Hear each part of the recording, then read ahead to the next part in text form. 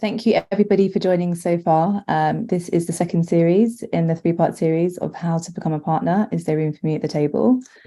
Today, we're joined by an esteemed panel, each from different law firms, from the States, the US, Dubai, and also the UK. If you want to know a bit more about BGLU, please go to www.bglu.org to find out a bit more about what we do. So I'm going to start by introducing the panel. So you each understand who's going to be speaking and, a bit about their background.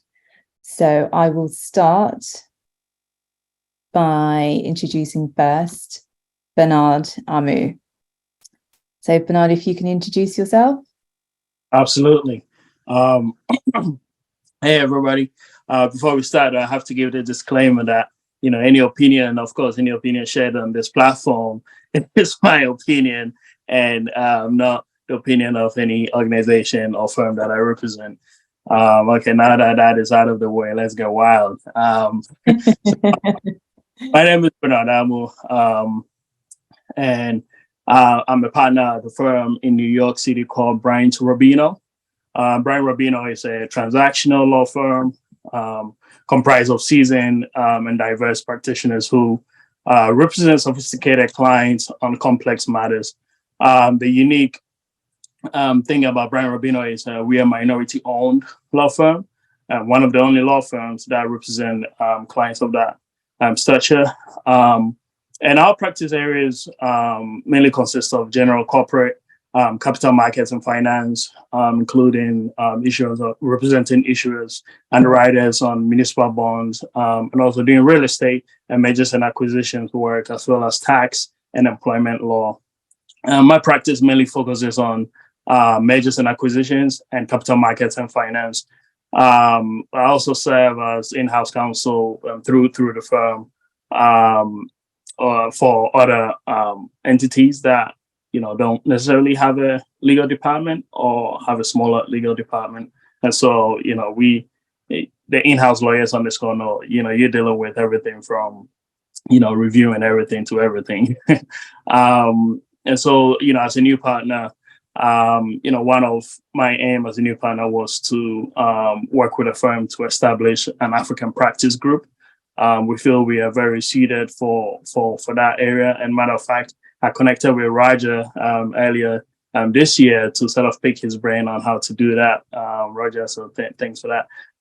So I've been sort of on the road trying to push this mission forward of connecting with people from Africa, or entities that are looking to do business in Africa, or entities in Africa looking to do business in America. So, I throw out this challenge to everyone on this call. If you or, anyone is looking to do anything of that sort, please, feel free to reach out. You can go on our website, bryantrobino.com, or you can reach out to me on LinkedIn. I'm pretty active on LinkedIn. Bernard Amu. I think I'll pause there for now, Stephanie. Thank you so much. Yeah, and if anybody wants any details about any of the panel speakers, be free to email us and we will put you in contact as well. And can we have Wayenmi, please? Hi, I'm Wayne Popo. I'm a partner at Asafo & Co. I'm the managing partner of the London office. Asafo is an international firm that's uniquely focused on Africa. It started really with a bunch of partners who were originally partners at a large US law firm called Orrick, Harrington and Sutcliffe, which is a large West Coast San Francisco firm. I was a partner in London, and it was a bunch of partners from Paris who originally started Asafo. I only recently joined Asafo earlier this year, March.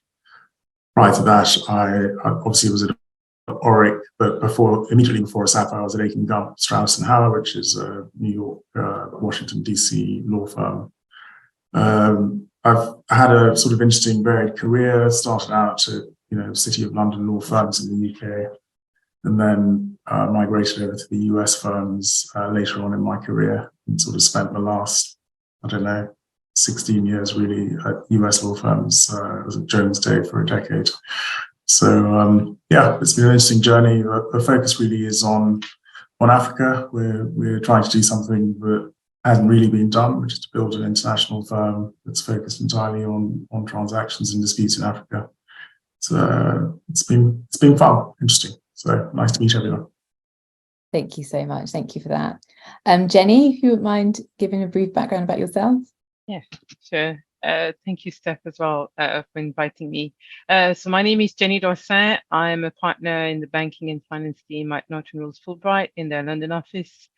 I joined Norton Rose 2.5 years ago, and prior to that, I was at Paul Hastings, a US firm in London, for nearly 12 years. My practice is primarily real estate finance, anything backed by real estate, and there needs to be a finance, whether it's standard form loan, structured finance bonds, restructuring. That's essentially my practice. I started my career in Montreal, Canada. That's where I was born and raised. And then decided to move to London in 2007, just before the financial crisis. My parents are from Haiti, so it's a bit strange for me in a way when I left Canada, because my mom always said, I chose a good country for you, a country, because she had to leave Haiti for a political reason. And you go ahead, you pack your bags and you settle in another country. But I've been in London since 2007. Amazing. Thank you so much for that. And Roger, could you introduce yourself? Afternoon and evening all. Good morning to anybody that's west of the East Coast. Thank you, Stephanie, for inviting me to speak. I'm a partner at Brown Rudnick. I'm in the corporate group. I'm also recently appointed co-DEI partner. Started my career in Orlando, Florida. I was there for most of my life and career, but been in DC for about 10 years now. And the practice is most things corporate, certainly a lot of M&A, franchising, et cetera. But we also, out of our DC group, are doing Africa work, but a fair number of folks as well in our London office are doing work in Africa. Just transactional for me. We're not doing disputes.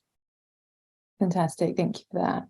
And Emily, if you could also give a brief background. Hi, everyone. And thanks, Stephanie, for inviting me to join this session. I'm a partner at Stevenson Howard, still getting used to saying that phrase, a new partner. Just a bit about my background. I'm England and Wales qualified, and I've practiced employment law for around 13, 14 years. I trained and qualified in the UK at a national firm called Owen Mitchell. And I was there for about 6 years before moving to Stevenson Harwood, my current firm. Stevenson Harwood is a full-service international firm headquartered in London, and I joined them as a mid-level lawyer working on employment, corporate immigration law. Stayed in London for a couple of years before moving to Dubai in the UAE, and that was in 2016 on a 3-month secondment. And at that time, that was to help develop and grow our Middle East employment practice. That's turned into something a bit permanent. And now I've been in Dubai for coming up to 8 years. And I advise on a mix of UAE and UK employment law, as well as cross-border employment projects and disputes across jurisdictions in EMEA. I think it's fair to say we've firmly established ourselves as one of the leading employment lawyer teams in the market, and I've played a central role in that, in terms of my own reputation and the team's reputation, and as a result of that, I'm glad to say I was promoted to the global partnership as of 1st of May this year. Congratulations, and we're very happy that you're here, and obviously so excited for your journey, Emily, so thank you so much for joining, and thanks for that. So those are the panel speakers today. We're going to get on to the first question, which is, what was your journey to partnership and what skill sets enabled you to make partner? Emily, should I let you take that one? Sure. Well, I think the journey is all bound up really for me in the move to Dubai. And I remember thinking at early on in my career, people would always say, if you're thinking about being a partner, think about how you can create a new practice area or something new. What's going to be your business plan? And I always thought, can't really see anything new coming up. And then this opportunity came up to develop a relatively new practice area. So that was really the key part of my journey. And I think the skill sets that enabled me to make the most of that is really, certainly in this part of the world, an ability to network and make new contacts. Dubai is expat central, so everybody is keen to network and connect people with others. So if you're able to make the most of that and create a profile for yourself in what is a relatively new market, that consequently led to kind of new client relationships and helped me to show that I have the potential to build and sustain a new practice. Fantastic. So would you say it's more competitive being in the UAE? Just because it's like full of expats, or? I think it's there are probably more opportunities, or there is the possibility to create an opportunity for yourself, just because there are so many expats and so many new opportunities, and just geographically where it sits, there's a possibility to create an international practice and network, and use that to kind of springboard your career. Okay, thank you so much. And the same question to Bernard. Absolutely. So I joined the firm right after law school, which was 10 years ago. Prior to that, so I grew up in Leeds, in UK. I did law school in Leeds. Right after Leeds, I had the opportunity to come to America to sort of further my education, and having sort of been back since then. I've been to visit, but in terms of work-wise. So I joined as a law clerk, and so for me, I can relate when the that great poetic genius who goes by the name of Drake says, "I started from the bottom, now I'm here." Absolutely, really that because I started from the bottom, and it was very beneficial because I got to experience different parts of my firm, right? And this sort of showed me two things. And if you're taking notes, I encourage you to take this. It helped me really to build substantive knowledge in most of the firm's practice areas. And the second is it helped me develop authentic relationships with my work colleagues and other partners. Being at the firm for 10 years, it shows loyalty. And I was very active way before becoming a partner. I brought in, my own clients as an associate. So, I just love the entrepreneurial spirit of the firm, which just allowed me to do that. And so, the groundwork was sort of like easy to work on because they just, give me the keys to the building, so to speak. So in my opinion, those two skills have been a game changer for me. And I believe, they are what enabled me to make partner. Fantastic. Thank you so much for that. And the same question to Roger. I think my journey, I've been practicing law 25 years, and I would give kind of the same disclaimer as Bernard, only from the standpoint, not that I think my firm cares that I'm representing something, but, I think each individual professional's path can be different, particularly nowadays. When I came out, it was just kind of like, get a job, work hard, and, hope that you ascend. And I think in today's environment, having a bit more of a strategy and a path in mind is helpful, depending. But I started my career doing medical malpractice defense. I hated it. Some things that I think that are universally translatable. I agree and echo Emily's concepts of being able to build relationship, whether that's with internal stakeholders like other lawyers, partners, et cetera. If you're in a firm, external stakeholders, developing clients. So, if you've made it this far, everybody's smart. Everybody can do the work. And over time, it's a given, it's table stakes that you're going to be excellent as a practitioner in whatever your field is. And so to me, I needed to learn The business of law, certainly, which at least when I was in school, they didn't teach that. I don't know if they're doing that in the UK, but you 100% need to learn the business of law, whether you're a sole practitioner or in a big firm. And then understanding how to do the things that come along with running your business, your practice, being able to manage multiple things, understanding how to manage your people, manage all of these different things around there. And that for me took time. I've been a partner in a two-man shop. I've been at big firms and everything in between. And for me, those ancillary items were the most important. Amazing. Thank you so much for that. Thank you. And Wayemin, if you can also give a brief background about your journey as well. Yeah, look, I mean, I think as Roger said, I think everyone's journey is very personal and varies. I mean, I've been practicing for, like Roger, a quarter of a century. Started as a trainee, worked through the ranks.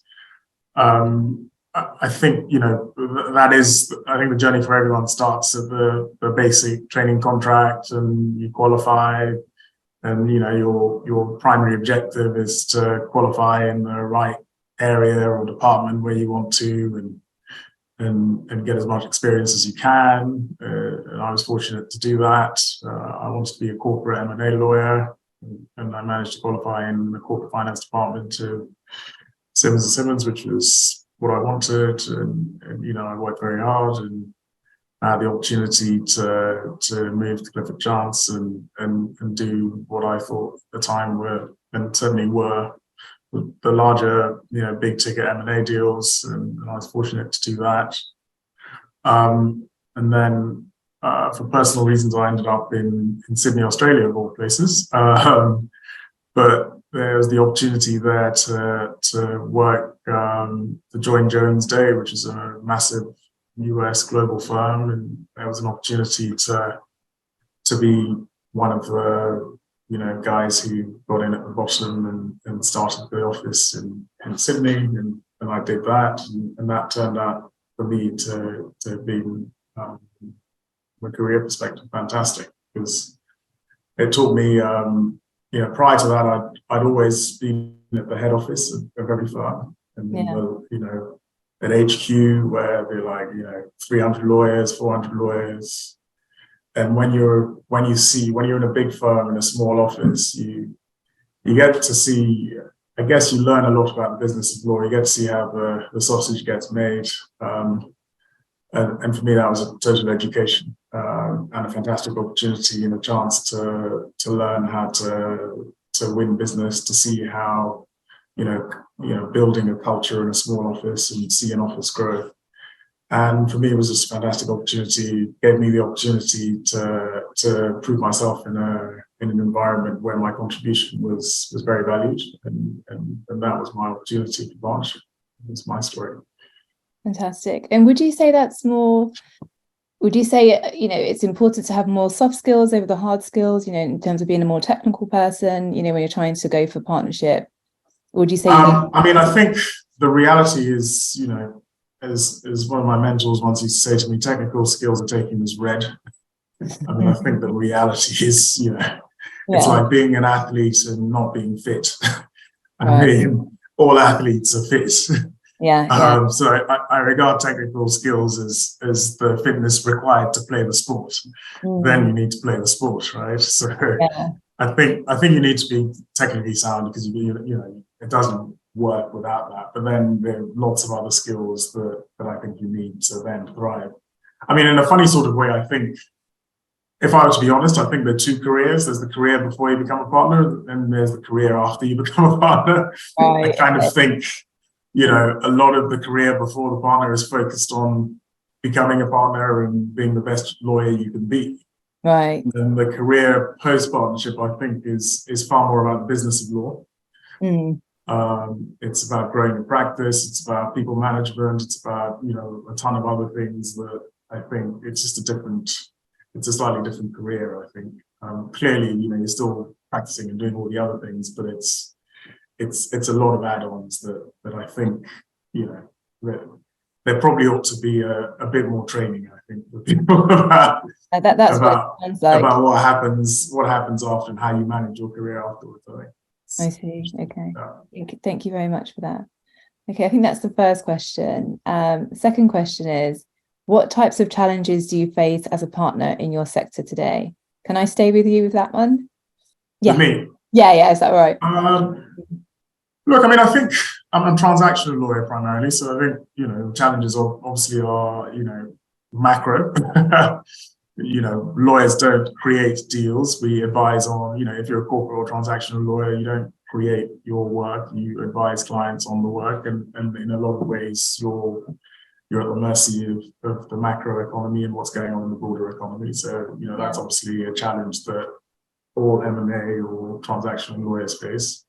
I think I'm in a relatively, not unique, but a different situation at Asafo than I was perhaps at the large global firms that I'd previously been, because we're the sort of up and comers, we're new kids on the block, we're trying to build a reputation and establish ourselves in the market. So that has the challenges of being an upstart and an outsider and trying to build and establish yourself. There's a lot of work involved in that. And I think, clearly that has its massive opportunities, but, it's also got its challenges. So that's also interesting and a challenge faced in the sector, I think. And I think, there's a war for talent and finding good people to work with and mentor. And I think that's, I think young people now have a lot of choices as to where they want to work and who they want to work with, and finding good people who buy into the vision and want to come along on the journey, I think is also another challenge that we face. That's right, thank you. And Jenny, if I could ask you the same question. What type of challenges do you face as a partner in your sector? I think there are many, and I think every year as a partner, you almost have to think you start from scratch. You're no longer an employee. And the best advice somebody gave me when I started my career is to always treat yourself as a business. You are, even before you are a partner, you're a business. You need to ask yourself as a fee owner, why would a partner, senior associate come to me? Why would a client come to me? How do I make myself relevant?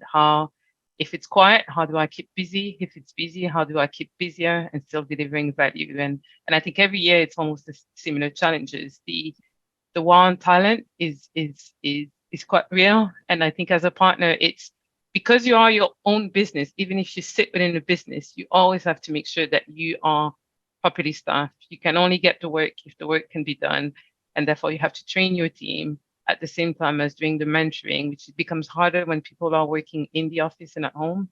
And also you have to make sure that they really understand your business and your client's business. Our market is very competitive. I don't think there are many businesses. If I look at the accountancy firm, I don't think there are many sectors where you see that many players in a field. The amount of law firms that you have, whether it's in London or globally, etc., is massive. So clients have a ton of choice, and therefore you need to make sure that you stay relevant to them.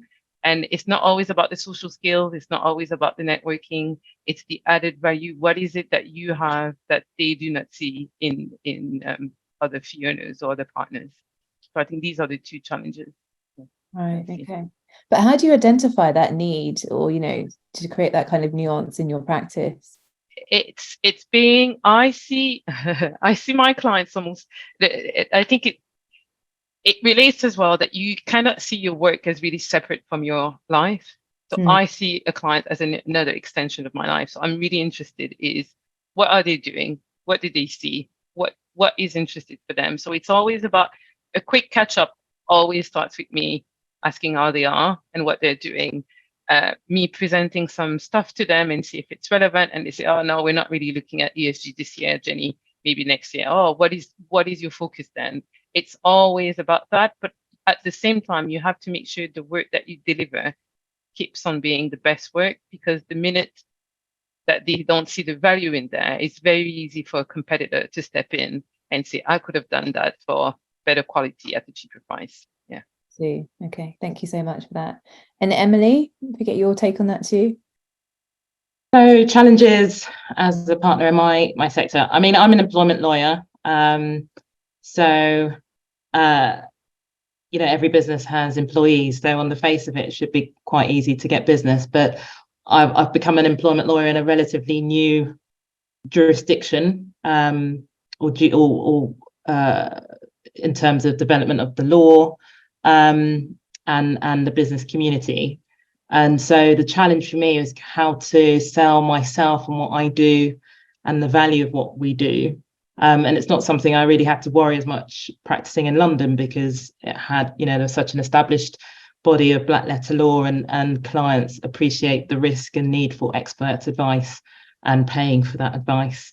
And I think certainly for me, and as an employment lawyer in the UAE, it's been a challenge to demonstrate the need to pay for quality advice. And certainly the market and jurisprudence is becoming much more sophisticated, and clients are demanding more sophisticated advice. But in a time when there are pressure and fees, rising costs, we see legal salaries going up, that there is a pressure to find a way to be profitable, and that's something that is much more front of mind as a partner. Now the buck stops with you, responsibility for the bottom line is with you. And being able to deliver profitability along with that quality advice, and making sure you're able to develop the practice. Right.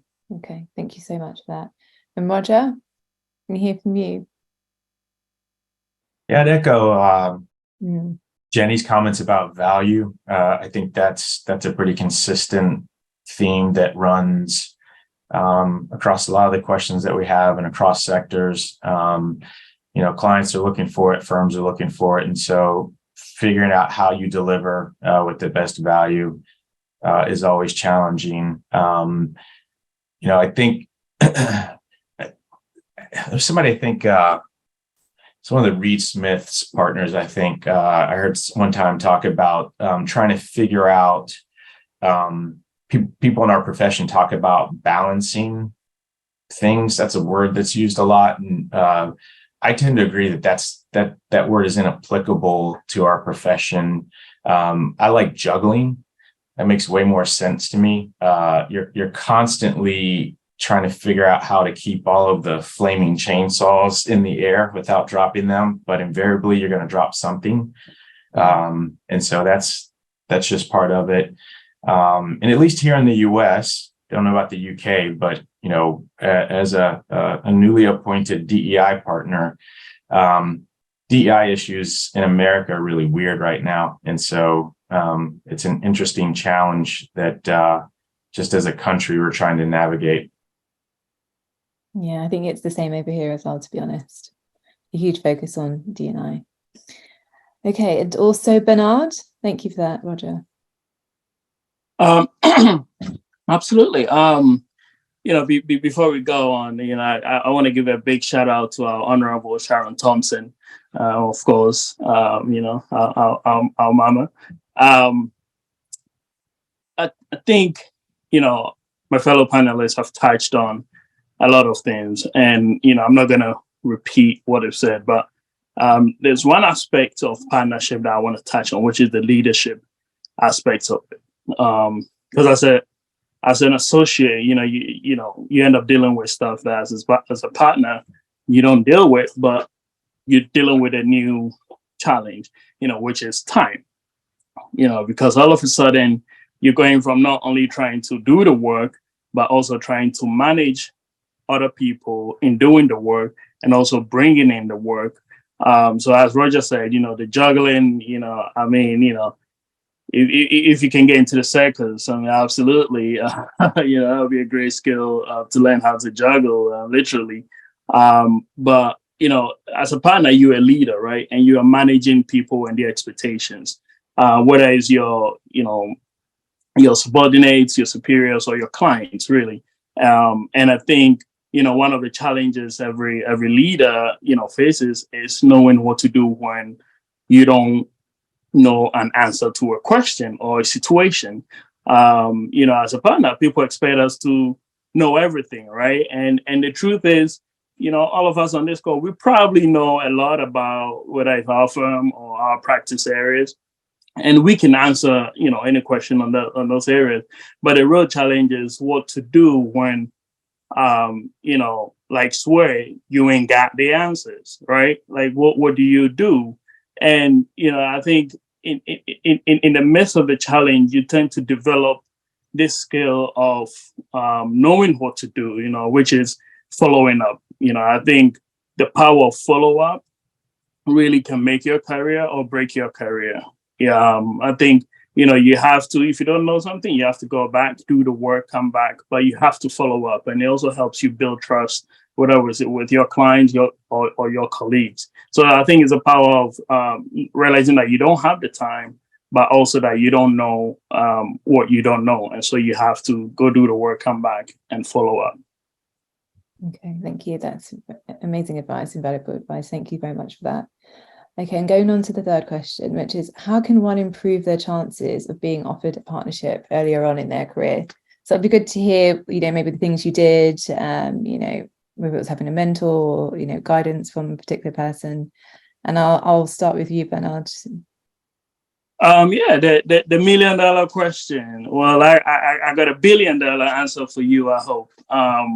Which is, for me, two things, right? If you're taking notes, this might be helpful. The first is, one, learn how to count.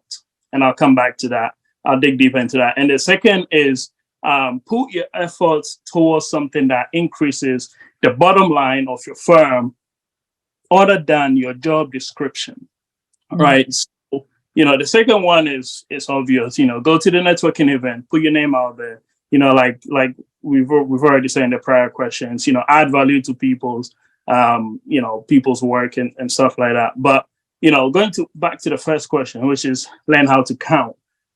What I mean by this is you must know the economics of your firm, right? In every firm, not all clients are the same, and certainly not all partners are created equally either, right? So some partners have more influence than others because they have a huge chunk of the pie. And not all clients are created the same either, because some clients get discounts on their bills. Sometimes 10%, 20%, heck, sometimes 30%.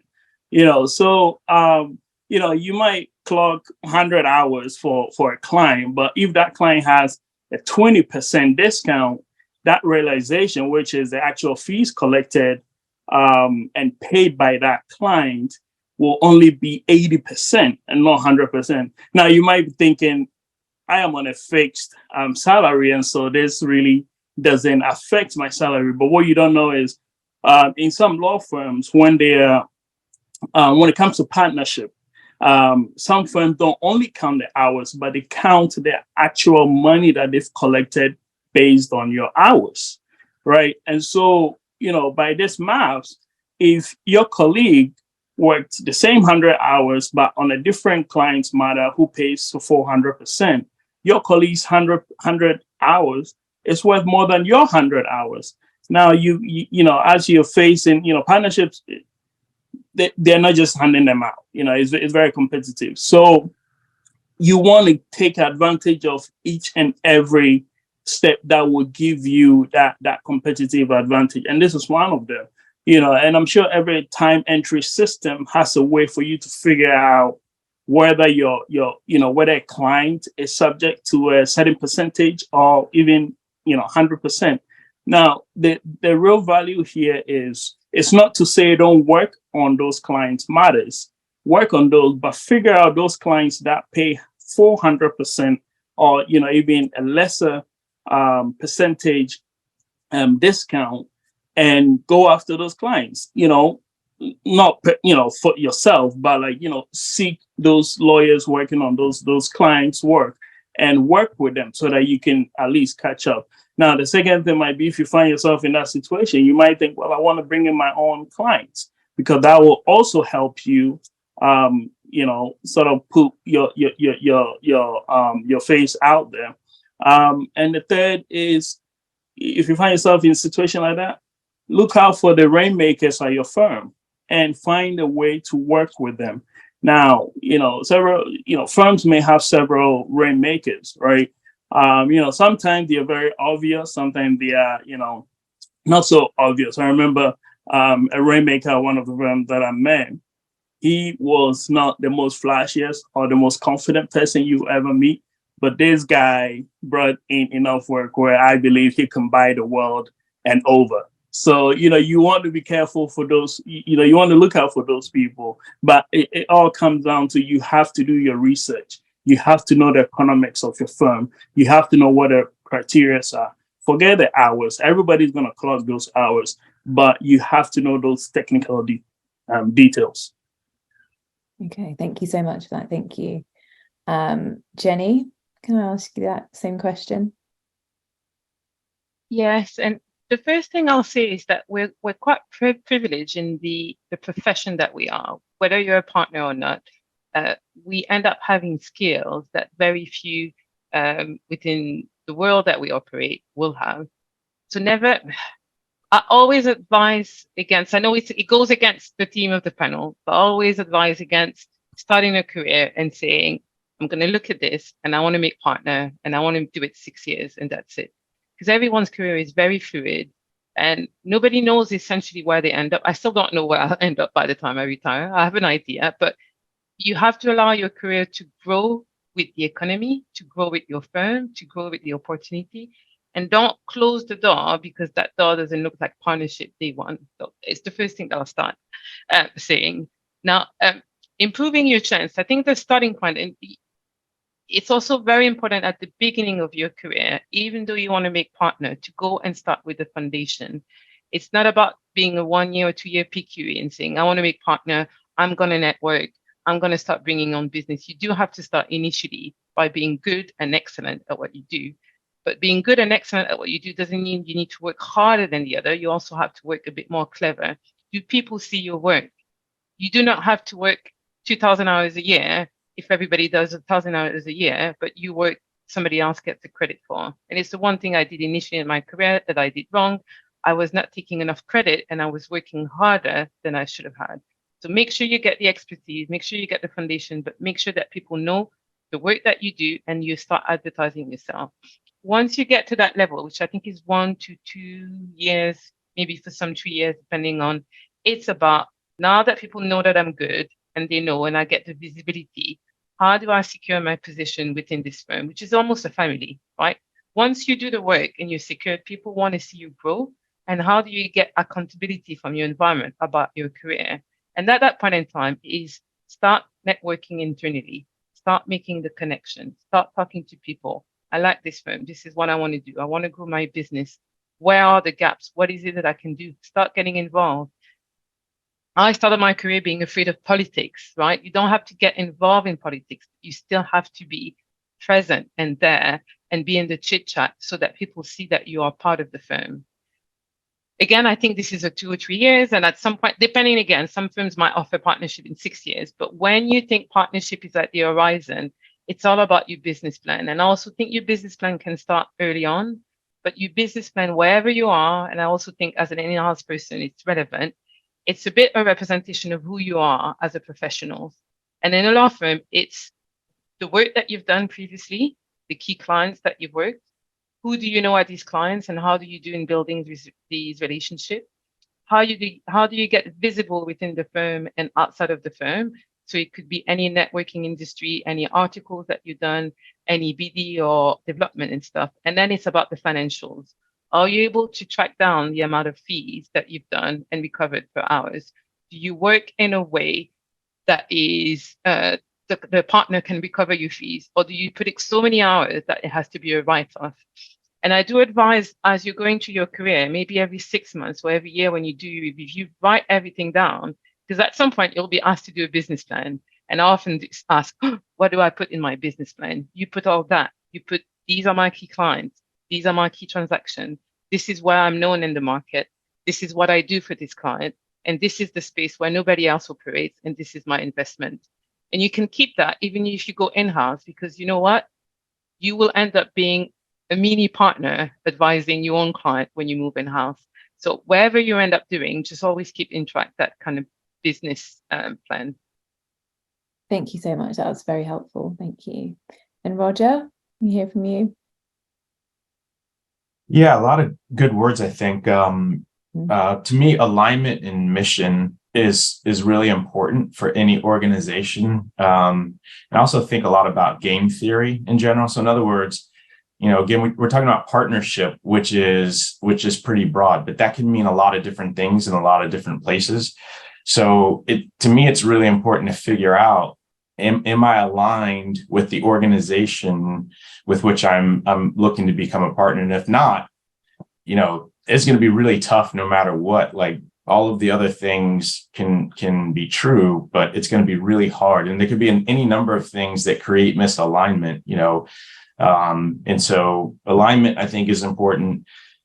The same sorts of concepts around providing value and figuring out how to do that. Great words from Bernard. If you're working for a firm, if you're an employee, this is where understanding the business of law is very, very important. Understanding what your bill rate is, understanding what the economics look like, because at the end of the day, the firm can only pay the money that's there, right? And so you got to figure out what your contribution and value is to the extent you're in that type of environment. And then, I also agree very fully with the idea of leadership. And I think you can lead from where you are. Whatever that looks like. There are both superior and subordinate leaders in any organization, in any chain. So wherever you're at, first year, second year, third year, paralegal, partner, whatever, lead from where you are. And leadership means a lot of different things. It's not being bossy, but it's figuring out how to solve problems, and doing more for your team, than you would do for yourself. And I think to the extent that you can, for sure, I don't think anybody gets anywhere of consequence in their life without help. I firmly believe that. I certainly didn't make it where I'm at in my career such that it is without help along the way. And so if you can find, a sponsor within the organization or a mentor, I know for anybody that I come in contact with, whether it's at my firm or not, to the extent I can share, I'm happy to do it. But getting into an organization, and by the way, it can come again, from either above in role or subordinate in role. I was very, very fortunate. The very first year of my career, this group of paralegals that took me under their wing and taught me the law. That's 100% a fact, and I would not have. I wouldn't even made it 6 months without their help. And so finding those sources of help, it could be, it could be your peers. In our groups, I ask our teams to help each other out. Hey, take a look at this document before it goes out. Those types of things that can help you look excellent, I think, are critical. People that silo themselves and try to do it alone, I don't know how you can make it. Great, thank you so much. And Wayemi, can I also get your opinion as well? Just remind me of the question again. Was it how to improve your chances? Yeah. Look, I think, again, firms vary, and it very much will depend on what kind of firm you're in, and the culture and the economics and what's important to them. Some firms are very focused purely on economics. Some firms are focused more broadly because they've got a bigger client base, and economics is not the only factor. They're looking for other things. Look, I think first bit of advice is understand the organization you're in, the firm you want to be a partner in, what's important to them in terms of objectives and culture, because becoming a partner is you also have to coin the phrase, align with the culture of the organization you're in. and in that sense, it's understanding, you know, what are the key drivers for that firm, and working out whether you want to be part of that, and B, if you do, how do you go about doing that? I think internal networking is hugely important, particularly in larger, big. In fact, I think in all firms, I don't think it really matters how big the firm is. I think you kind of need to understand, you know, who the key decision makers are for your career path, and getting them on side and winning their confidence. I think that's very important. I think, you know, sponsorship is hugely vital, and very valuable. I think in that sort of final step over the line, you kind of need, every law firm that I've ever worked at needs someone to put you forward and make the case for you.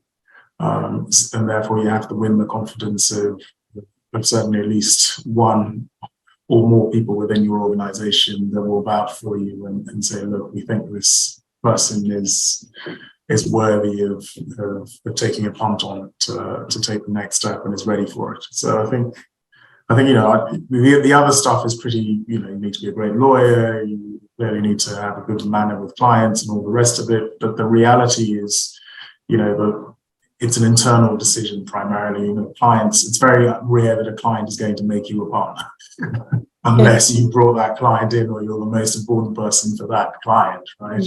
Which is an unlikely position without navigating the internal situation. So I think you kind of need to work your way to understand the internal dynamics of your firm and how to raise your profile within that. Okay, thank you so much. So valuable. Emily, I haven't asked you the same question, have I? No, I was sort of hoping you'd tell me, because everyone said everything and all the advice is gone. So I think I can probably just echo, certainly agree with everything's been said. Something that strikes me as particularly important is working on that internal profile, getting involved in whatever you can. And this is, you know, early on in your career when you can do that. So whether that's supporting events of other teams, going to their seminars, helping to host, co-writing client content with them, inter-team football matches or matches with their clients, any kind of business development activity, you want to be on the radar of your colleagues from an early stage, because obviously as you work your way up through the ladder, you have less time for doing that, but people will remember you. And I remember when I was preparing for partnership, people were talking about a football match I went to with the commercial litigation team with a law firm kind of about 6 years ago, but that was still remembered because, you know, it's just making sure that people know who you are, and you'll then be able to call upon them later on, which is, and you know, people often say, you know, it's important to get new clients or show you have the ability to bring in new clients, but you also need to treat your colleagues as clients, because internal referrals are going to be so important. And, you know, we constantly talk about the low-hanging fruit, but it genuinely is kind of the easy way to get noticed. So yeah, the internal part is important, and that just to echo what Roger said about mentoring, having somebody that you can look to. It doesn't necessarily have to be an official program. Maybe you just look around and think, you know, pick someone who you think is successful. It doesn't have to be a partner. It may be just somebody who has progressed and is successful in the firm that you rate, and think about how you can emulate the things that are making them successful. And that kind of goes hand in hand with perhaps finding a coach or someone who might be your sponsor in the longer term. And answering these people questions. We all have blind spots, whether that's around how we appear to colleagues or clients, you know, what people have done to get ahead. Don't be afraid to ask questions. We all need help. And those questions might be about what opportunities are out there. Even just understanding the internal politics. Jenny mentioned, you just can't avoid it.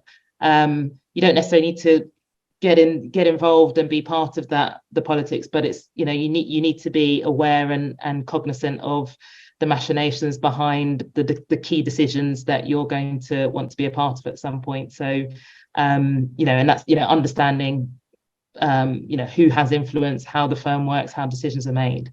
It's always, it's difficult to really influence the timing of when you become a partner, because a lot of it, I think, is by chance, and just when the opportunities arise, which could be because of retirement, people leaving, resignations, structural changes in the firm, economic changes, developments, all happening at the right time. But you want to make sure that you're ready, or seen as a ready candidate, to capitalize on that opportunity when it does arise. So doing all those things at the earliest opportunity. Thank you so much. Excellent advice. Thank you. And I guess question 4, it says, do you need to apply a career strategy over the long term to secure partnership? I think Jenny touched upon this. So I guess if she doesn't mind expanding on what she was saying in regards to strategy. Yeah, and I'll try at the same time. There are 2 good questions that came up in the chat in terms of what time did you know you wanted to be a career, which comes with the strategy and the challenges. Yeah. And if you were ready before. I have to say, I never thought it was never. I remember my interview to start working in the law firm was in 2001. And one of the first questions they kept on asking me is, do you want to be a partner? And that was probably the wrong answer. I don't know, but I always said, I don't know. I always just wanted to be a good advisor. I've always dreamed of being in a position where people come to me for advice. And I think that touched in terms of the strategy, but also to be ready for partnership before. It's at the time where the clients actually know that the partner is behind, but they're calling you, they're emailing you, they're copying the partner. For me, the best thing was when at calls I had the partner literally just looking on the stock price of his shares for, I guess, his retirement, don't know. And then the client literally asking him a question and be like, I don't know, ask Jenny.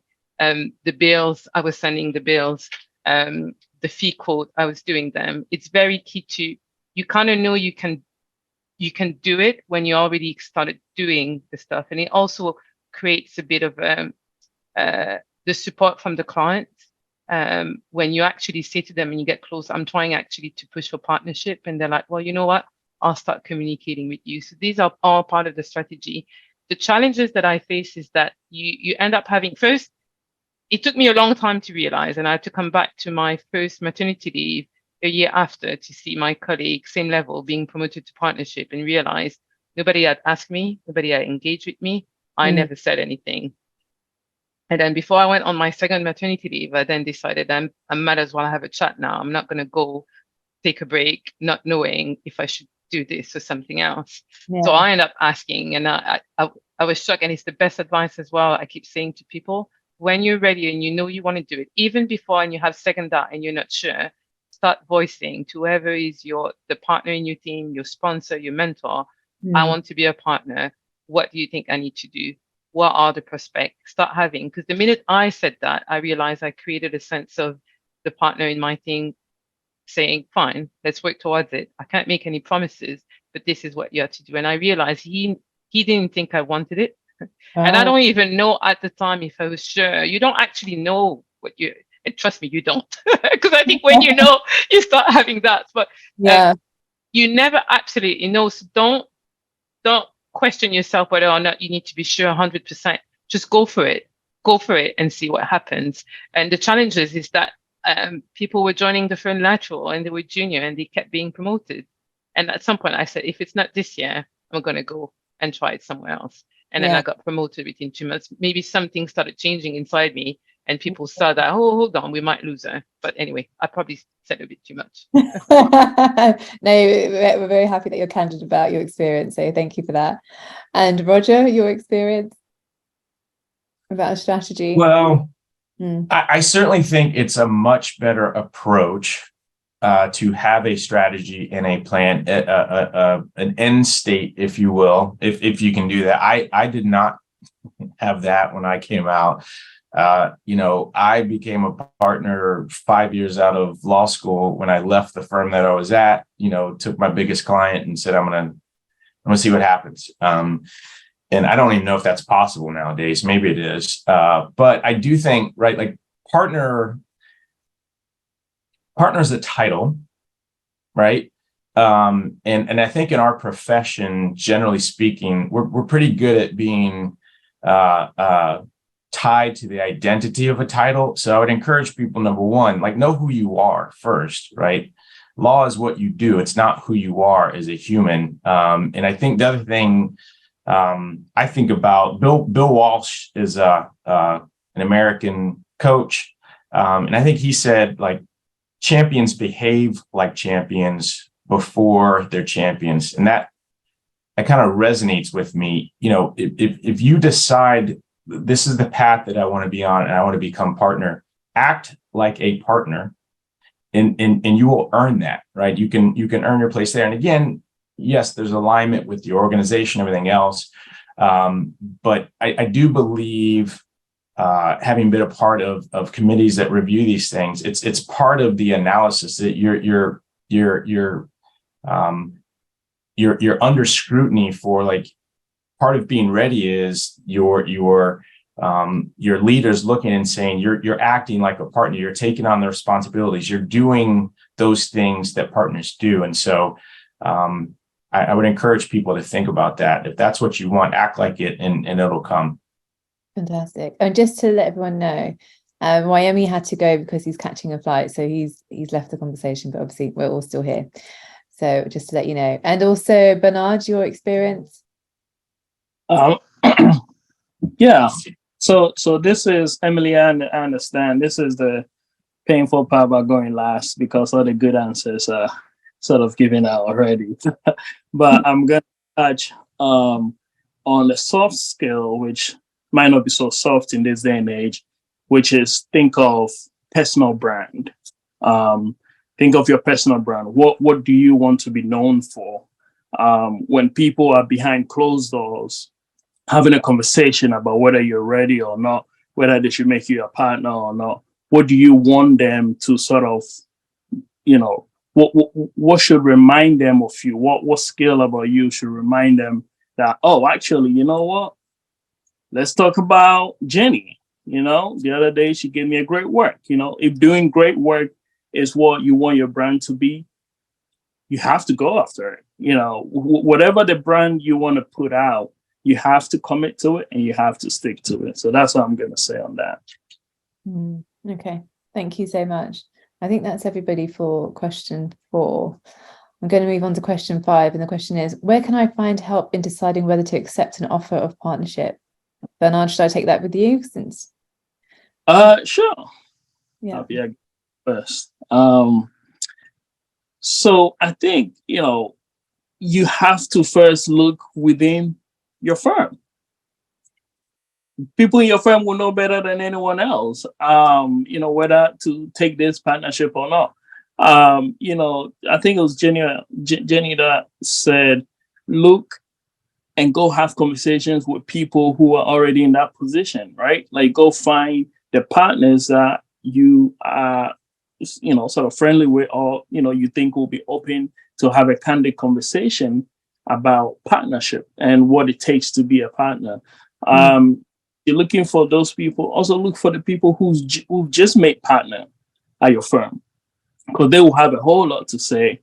And if you're looking for questions to ask them, all the questions we've discussed on this call are legit questions to ask, and it will help you make a better decision. The second resource is, you know, of course, you have this BGLU and you have other organizations that I'm sure you're a part of that you can reach out to folks. You know, when I connected with Roger earlier on this year, I didn't know Roger. The only thing is we were in a space together, but somehow managed to miss each other. And so I just reached out to him on LinkedIn. Hey, Roger, we were here together, but we didn't get to chat. Can I chat with you? And he was very kind enough to say yes. So, you know, take advantage of that. You know, people you have something in common with, you know, it doesn't have to be within your firm. And also, you know, the last thing, which I'm a very big fan of, is you are smart. Try to be your own mentor. Think about if someone came to you in a situation like that, what will be your advice to them? Right? Try to be your own mentor. I think in this day and age, we are so focused on, oh, I want this one to be my mentor. I want this guy to be my mentor. This. I'll tell you, this is everybody's stretched. right? Mhm. At work, at home, wherever their responsibility lies, people are stretched. So I think, you do yourself some good if you sort of really analyze things for yourself and then go to people with what you think you're going to do or what your answer is. And then I think people will be more effective advisors in that sense. Thank you so much for that. That's really helpful. And Roger, since Bernard mentioned you, your opinion?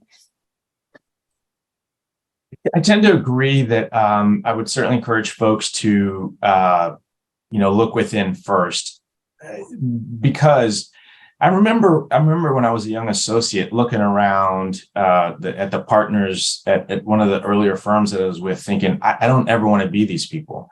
And so I think that you want to take that into consideration. I think it was Jenny that talked about, when you're coming into partnership, like you're joining this family, that's this club, right? And there's a lot of, analysis going both ways. But if you're looking around and you're thinking, I don't like any of these people, I don't want to be these people, that like you should really consider that. Because again, if there's not alignment, it's going to be rough going. Now, having said all of that, I feel like I've gotten really good advice, depending on the path that you're trying to take, it does mean something in while you need to have the internal compass of knowing who you are, right, and not attaching so much to title, the title does mean something 100% with respect to, being able to accumulate clients, influence, which hopefully you're using for your team. And so if you have the opportunity to advance in that way, you certainly want to, consider it strongly, even if there are things that you can accumulate that go with you and your personal brand that Bernard talked about, no matter where you are, right? So you need to be, if you're working for someone, you need to be loyal to that brand, but you also need to build up your skills, your relational capital, et cetera. And so it's not inconsequential nowadays to have that title externally. And so you want to think about, if that's something that I can achieve. I don't know what it is nowadays. That, years ago, the average number of moves for a legal professional was 6. It's got to be 20 now. I've been certainly multiple places. And so, I think you want to find an opportunity that you believe like, hey, I can see myself here long term, but you don't know what's around the corner. And so you don't want to take an opportunity lightly to earn that title, understanding how you can leverage that for yourself. Thank you so much. Such good advice. Thank you. Emily? I think I've drawn the short straw of going last again, but so I'm just going to say I agree with all the above. I would say in terms of strategizing, I don't think I adopted a career strategy as such, and I think my experience probably quite closely mirrors Jenny. At the outset, not really. If someone said, "Do you want to be a partner?" I'd say, "I don't know, not really." Something. I just wanted to be an expert. I want people to know me as she knows what she's talking about. She's the person to go to for a solution. And I suppose over time, making yourself an expert in what you do, you then see that actually I'm doing the things that these partners are doing. So why shouldn't I then have a seat at the table? And so it kind of came a bit later on in the career when I thought, well, actually, yes, I can see myself in that place. And I think rather than having a career strategy, I did start to develop a plan of the things I wanted to achieve to help me be focused. And that's not to say, that should be a guidebook or something that you look at daily or even weekly, but it's unless you're really disciplined. But just the process of creating a plan of your business and what you're going to add to your practice is enough to provide a foundation in your mind of your short-term and your long-term objectives, and giving you a bit of a roadmap to keep to as you progress. For example, in my experience, when I came over as a secondee to Dubai from London, I created a secondment business plan. So what did I want to achieve in those 3 months? What clients did I want to see? What events did I want to do? What relationships did I want to develop? And then as I ended up staying permanently, that then turned into my, day-to-day business plan. And then that became actually my partnership business plan. So half of the work had already been done. So it was something that I would keep revisiting. So I think in terms of planning and strategy, that's quite a good thing to do. And it's never too early to do that. No matter what stage you are at your career, there's something you can be doing that moves you towards or planning to get you towards, a senior position or partnership. And I think one of the things I would marry that up with as I was going along was looking at the requirements. So when you come to appraisal, there'd always be some kind of grid of all the characteristics and things that you should be showing to be a mid-level associate, to be a senior level associate, to be a partner. Nothing stopping you looking at the partnership one now. What do they expect of partners? And keep that in your mind. They always say dress for your next job. It's that kind of concept to your planning.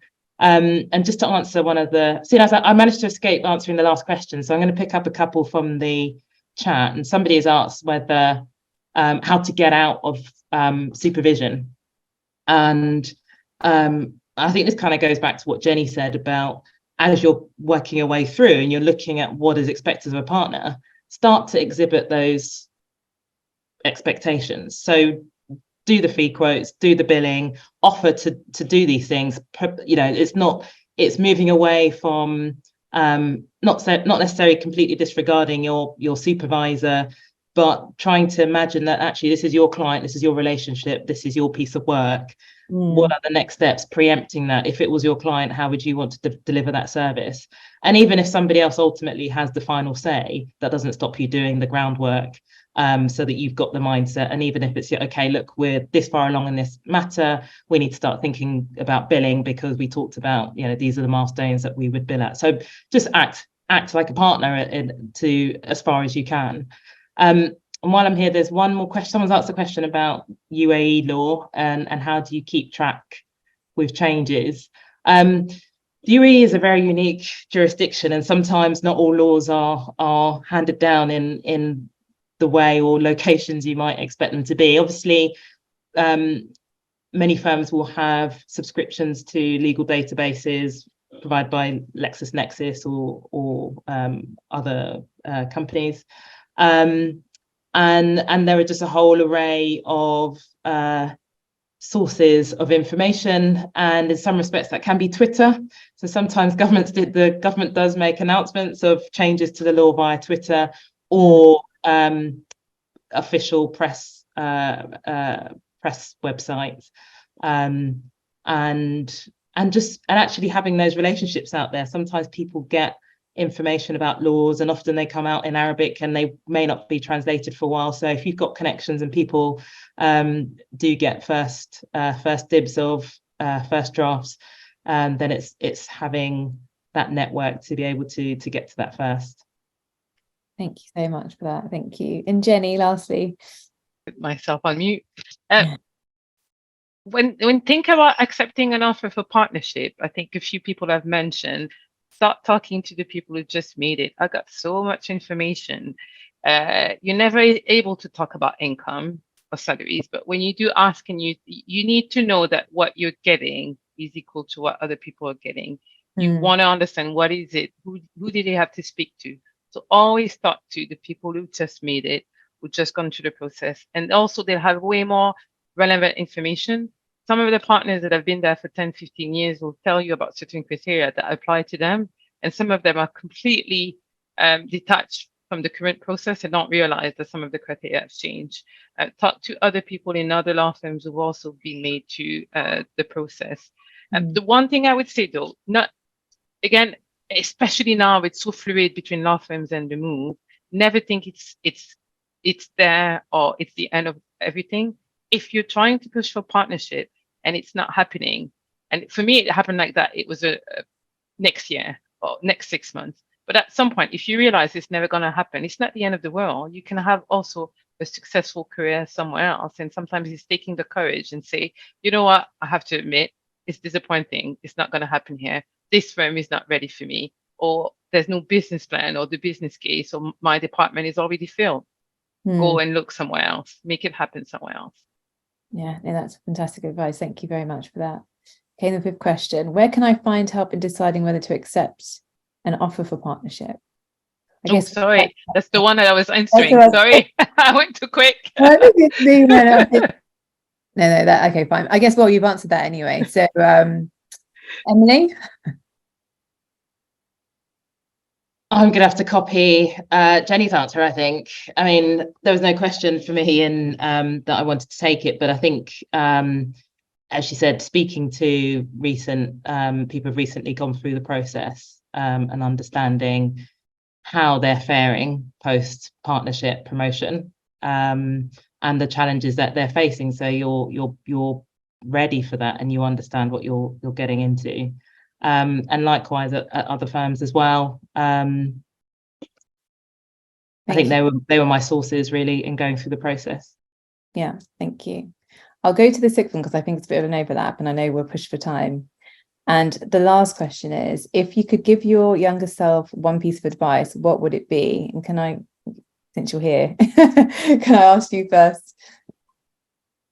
Yeah, I mean, well, Jenny mentioned this, but I think don't be afraid to sell yourself more. Certainly one of the bits of feedback I'd gotten when I was a senior associate was people weren't sure whether I wanted to be a partner and, you know, whether I was that interested. And, you know, you're so busy and getting on with becoming the specialist and becoming so good at what you do.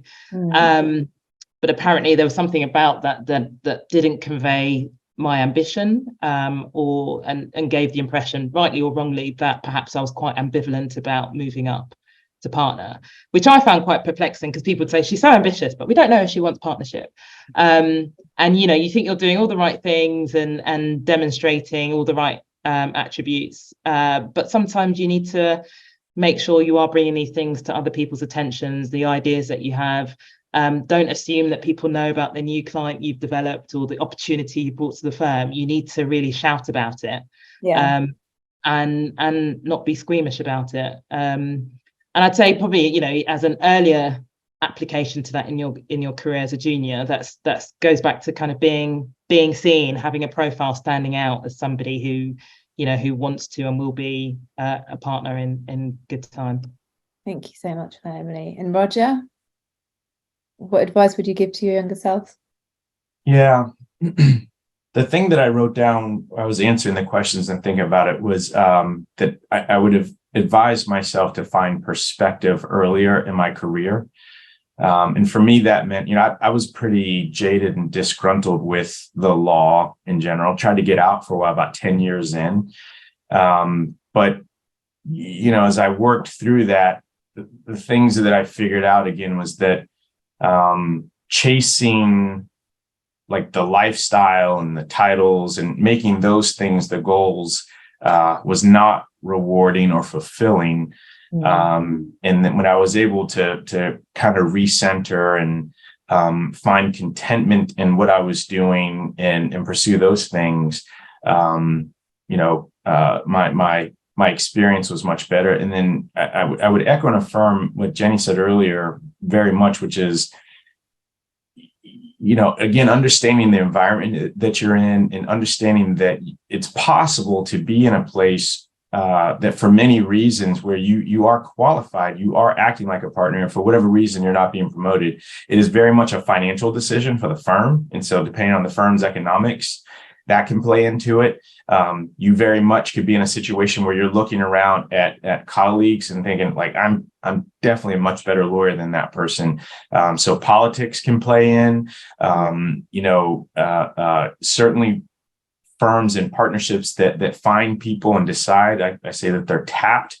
Hey, you know, Stephanie, for sure, she's got it. She's going to be my partner. Like all of those things happen. And so being able to read the room, you know, and understand that and not just beat your head against the wall and understand that if you're excellent, there are opportunities out there and it may not be exactly where you're at. I wish I'd figured that stuff out earlier. Right. And I didn't actually ask you the question before that, but how did you figure out, you know, in terms of deciding partnership, what made you choose Brown Rudnick as, you know, a firm? I mean, I don't want to be too personal, or maybe. No, that's fine. I'm happy to say it. Yeah, alignment and mission, right? Like that, you know, that's certainly why I preach it. I mean, you know, this is an environment for me with my partners and, you know, CEO, our strategy, we're very much aligned. And so that not only brings me contentment as a human, but from a practical standpoint, my business is very strong. You know, what our firm does and how that aligns with what I'm doing, you know, lines up. And where I've made moves in the past, you know, it's been for lack of alignment. I see. Thank you so much for that. Thank you. And Bernard? Yeah. Before I answer that, you know, one quick shout out to you know, my actual brother who is on the call with us today. He's also a lawyer. Our firm. So it's a dream to wake up and work with your brother. That's amazing. Is that Adrian? Yes. Hi, Adrian. Yeah. Right. Mm-hmm. And also, you know, shout out to Ohiniwa and Amel. I know that you guys have been very active in promoting this event. So thanks to you guys too. So, you know, for me, you know, as I said, I grew up in Leeds, and when I was growing up, that was when Nando's restaurant had just opened. And so for me, I would say eat as much Nando's as you can, because they don't have those in America. Although DC, Roger, I think DC has a Nando's, I think. So maybe I might have to take a trip up there to see you, and we can grab some Nando's. But seriously, I think, you know, the advice to my younger self is learn how to do deep work very early. Because it's so much rewarding the earlier you learn that skill, because then you're never going to go broke. You're always going to be able to pivot. This is really much of a life lesson, but you're really, you know, always going to find something that you're good at, because you've done the deep work, you've studied it, and you've been able to form an opinion, whether it's a career, whether it's a topic, whether it's a subject matter. You know, learn how to do deep work. You know, there's no way around it. You know, so that's my advice. Thank you so much. And Jenny, can we hear from you? Yeah, and it's the advice, no longer young, but it's the advice I keep reminding myself, right? If you think about often when we afraid of doing something, you don't want to do something, I think about it's my fear of failure, right? I'm not going to take this new task because I've never done it. I'm not going to work with this client because they shout and I'm afraid. If you think about it, your fear of failure is actually bigger than the failure happening. And the worst thing that you think is going to happen is very unlikely to happen. For example, when I was asked to speak at a conference, my fear of failure is like, I'm not going to speak. I'm not going to know what I'm going to talk about. Everybody's going to be much more knowledgeable. And I'm going to be like written off. It's not going to happen. It's not going to happen, right? So you have to really keep pushing through, because the only way you can really grow in this profession is by doing the stuff that you feel uncomfortable. Go get the client that you think might not like you. Go speak at a conference when you think you don't have time. All these things are going to make you grow. And I wish I had on this. I was sweating the small stuff, and I was always worried about failing. And I realize now I was worrying about nothing, because eventually you end up maneuvering and managing your career. And I remember watching other colleagues of mine who had no fear of failure at all, who kept failing, obviously less so than I thought, and still managed being partners. So don't sweat the small stuff. Yeah. Thank you so much for that. Thank you so much. Very good advice. I know we're running, you know, behind time. There are very few questions, so I'll ask a few. We can't get through all of them. I think somebody's asked, and that's Chris, is being a partner better than being an associate? What would you say, Jenny? It depends how you look at it. In a way, it's better because I get that contact and relationship with the clients, and I feel I'm like a business partner. But you're not an employee. So that kind of certainty that all you have to do is come in the office, and as long as you do the work that you're given, then you get paid. That certainty, it's gone. See, I'll quickly ask Roger, what would you say? I say this for me, it suits my personality. You know, I always wanted a job where I could be my own boss, and I certainly have people that I work for, but you know, I manage my practice. I think that, again, you got to be mindful that there's some frameworks where as soon as you make partner, you actually make less than you did as an associate. When you make equity, you got to buy in. But I prefer the influence and ability to manage what I'm doing, not so much for myself, but to build up my team, and being partner is helpful for that. Fantastic. And Emily, very quickly, sorry. Roger makes an excellent point. You do look at your paycheck afterwards and think, oh, hang on a minute. Didn't really factor that in. So it's very key to understand the financials and listen when that's being outlined.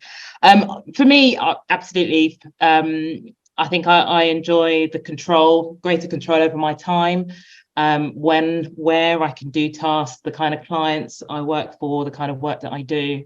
And I think the other thing for me personally is I'm enjoying being in a position to make change internally. So I think Roger talked about being a leader and managing other people, and that's something that I've got a particular passion about, and I'm really enjoying being in a position to make where I work a better place to work. Fantastic. And very quickly, Bernard. Yeah, I echo what Emily and Roger said. Absolutely. I think for me, I'm very entrepreneurial, so being a partner allows me to do that. Just go out there, connect with people, and bring in business, and also give back, see how I can help them. Fantastic. Thank you. Thank you all so much. Thank you, panelists, for your time and your effort and your, gem, wise words. I'm sure it's been invaluable for everybody, even for myself. We do have to stop there because we've gone over. So really thank you, especially for those, especially Emily, who we know is in Dubai. It's like bedtime. So thank you so much, Emily. I know we've overrun, and thank you, Roger. Thank you, Bernard, and thank you, Jenny. You've been fantastic. Thank you so much. There are so many more questions. So I do encourage people still on, if they can either write or email BGLU, the details are in there, or you can speak to or email the panelists directly for any more advice and questions that you have.